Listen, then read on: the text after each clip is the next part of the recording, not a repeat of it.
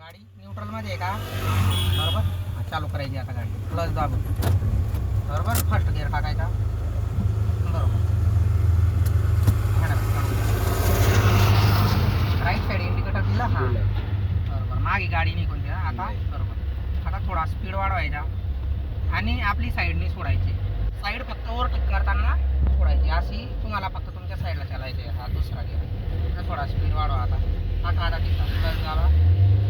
पण क्लच दाबला म्हणजे एक्सिलेटर सोडून द्यायचं. हा झाला तिसरा गिअर. आता अजून थोडा स्पीड वाढवायचा. गिअरवरचा हात उचला स्टेअरिंगवर ठेवा. हात गिअर शिफ्ट झाला म्हणजे गिअरवरचा हात आपला स्टेअरिंगवर आला पाहिजे. गिअरवर ठेवायचा नाही तो. त्याच्यामुळे काय होतं गिअर लिव्हरवर आपण हात ठेवल्यामुळे गिअर बॉक्सवर ताण पडतो.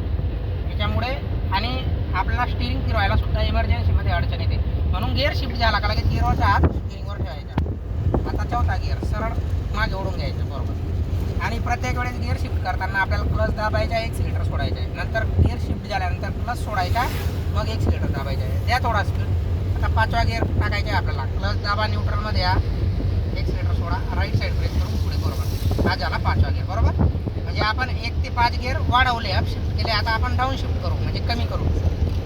पाचव्यातून चौथा गिअर टाकताना पहिले न्यूट्रलमध्ये या. आणा गिअर क्लच दाबा न्यूट्रलमध्ये आणला सरळ मागे ओढायची सरळ. हा चौथा झाला. आता तिसरा सरळ पुढे क्लच दाबून सरळ पुढे तिसरा बरोबर. आता दुसरा न्यूट्रलमध्ये आणायचं लेफ्ट साईड. हां बरोबर. म्हणजे लेफ्ट साईडला दाबून या साईडला मागे ओढायचा. आता पहिला गिअर क्लच दाबा बरोबर. आणि साईड मिररमध्ये बघायचं. ठीक आहे चालेल. गिअर बरोबर शिफ्टिंग केले.